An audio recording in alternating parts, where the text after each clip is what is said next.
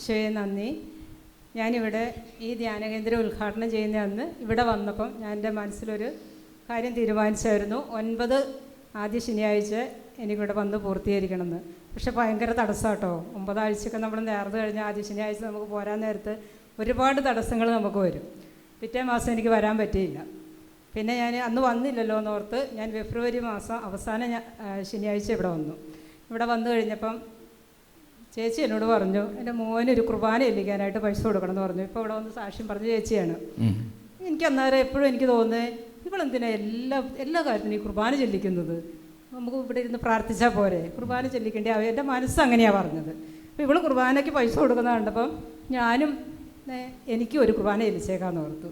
അപ്പോൾ ഏതാണ്ട് ഒരു 3 കൊല്ലത്തോളമായി എൻ്റെ ഈ കൈവേദനയായിട്ട് ഞാൻ ഒരുപാട് ഡോക്ടർമാരെ കണ്ടു, ഒരുപാട് മരുന്ന് ഞാൻ കഴിക്കുന്നുണ്ട്. 8 കൊല്ലമായിട്ട് എനിക്ക് സന്ധിവാതത്തിൻ്റെ പ്രശ്നമുണ്ട്. 8 കൊല്ലമായിട്ട് ഞാൻ അതിന് മരുന്ന് കഴിച്ചുകൊണ്ടിരിക്കുന്ന വ്യക്തിയായിരുന്നു. തുടർച്ചയായിട്ട് എനിക്കൊരു മാസം ആദ്യമൊക്കെ എനിക്ക് 5000 രൂപയുടെ മരുന്ന് വേണം. പിന്നെ അത് ഞാൻ തന്നെ ചുരുക്കി 2000 കൊണ്ടുവന്നു. അങ്ങനെ ഞാൻ മരുന്ന് കഴിച്ചുകൊണ്ടിരുന്ന വ്യക്തിയായിരുന്നു. ഞങ്ങൾ കഴിഞ്ഞ പ്രാവശ്യം വല്ലാർപാടം പോയി. അന്ന് ഞാൻ തീരുമാനം എടുത്തു, ഇനി ഞാൻ സന്ധിവാതത്തിന് ഞാൻ മരിച്ചാലും വേണ്ടിയില്ല, മരുന്ന് കഴിക്കുകയില്ലാന്ന്. കാരണം ഇതിന് ഒരുപാട് സൈഡ് എഫക്റ്റ് നമുക്ക് വരുന്നുണ്ട്. അപ്പോൾ അന്ന് പോലെ ഞാൻ മരുന്ന് ഉപേക്ഷിച്ചു. പക്ഷേ എനിക്ക് കൈവേദന കൊണ്ട് ഒരു പണിയും ചെയ്യാൻ വയ്യ. ഞാൻ ടൈലറാണ്. എനിക്ക് തുണി വെട്ടാനോ തുന്നാനോ ഒന്നിനും എനിക്ക് പറ്റിയല്ല. എന്നാലും ഞാൻ സഹിച്ച് പകലെല്ലാം ഞാൻ പണി ചെയ്യും. പക്ഷെ രാത്രി എനിക്ക് കിടന്നുറങ്ങാൻ പറ്റിയല്ല. ഒരുപാട് രാത്രികളിൽ ഞാൻ എണീറ്റിരുന്ന് കരഞ്ഞുകൊണ്ടിരുന്നിട്ടുണ്ട്. ഉറക്കം വരികയില്ല.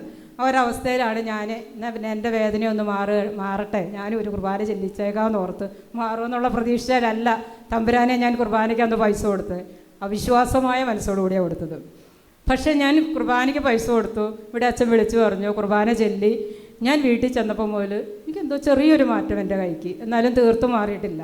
വേദനയുണ്ട്. വേദനയുടെ മരുന്നൊക്കെ നിർത്തി. ഞാൻ തേക്കാത്ത ഓയിൽമെൻറ്റുകളില്ല. ഒരു 100 കുപ്പിയായിരിക്കുമല്ല ഞാൻ ഓയിൽമെൻറ്റ് സന്ധ്യയായ കഴുത്തിന് കീഴ്പോട്ട് തേക്കും. എന്നിട്ടാണ് കിടന്നുറങ്ങുന്നത്. ആ പുകച്ചിൽ ഒന്ന് ഉറങ്ങി ഇല്ലെങ്കിൽ ഇല്ല. ആ അവസ്ഥയായിരുന്നു. പക്ഷെ എനിക്കിങ്ങനെ കുറഞ്ഞു വന്നു. അപ്പോഴും എനിക്ക് തീർത്തും മാറിയിട്ടില്ല. കഴിഞ്ഞ മാസം മാർച്ച് 1-ാം തീയതി ഞാനിവിടെ വന്നു. അന്നും എനിക്ക് ഒരുപാട് തടസ്സങ്ങളായിരുന്നു. ഇങ്ങോട്ട് വരാൻ ആരെയും കൂട്ട് വിളിച്ചിട്ട് കിട്ടിയില്ല. അവിടെ നിന്ന് ഇങ്ങോട്ട് പോരുന്ന കാര്യത്തിന് പേടി. ലാസ്റ്റ് ദൈവത്തിൽ ആശ്രയിച്ച് ഞാൻ പോന്നു, ഇവിടെ വന്നു. ഇന്ന് ഈ ആഴ്ചയിൽ ഒരുപാട് തടസ്സങ്ങളുണ്ടായിരുന്നു.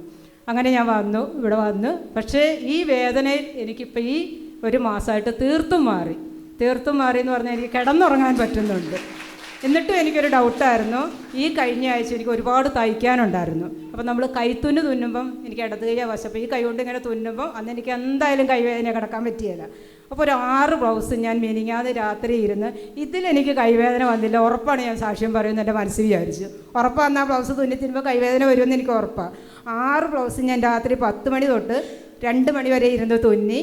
ഞാൻ കിടന്നുറങ്ങി, സുന്ദരമായിട്ട് ഉറങ്ങി. എനിക്കൊരു കൈവേദനയും ഉണ്ടായില്ല. എനിക്ക് ഈ സൗഖ്യം തന്ന എൻ്റെ ഈശോയ്ക്കും എൻ്റെ മാതാവിനും എൻ്റെ പിതാവിനും 1000 നന്ദി ഞാൻ പറയുന്നു. ഒരുപാട് രോഗാവസ്ഥയിലൂടെയാണ് വീണ്ടും ഞാൻ കടന്നു പോകുന്നത്. അതൊന്നും എനിക്ക് പ്രശ്നമല്ല. ദൈവം തന്നു, ദൈവം എടുത്തോട്ടെ. പക്ഷേ ഈ വേദന മാറണേന്ന് എനിക്കൊരാഗ്രഹം ഉണ്ടായിരുന്നു. ദൈവത്തിന് ഒരുപാട് നന്ദി. വലതുകരം ഉയർത്തി പ്രൈസ് ദി ലോർഡ്.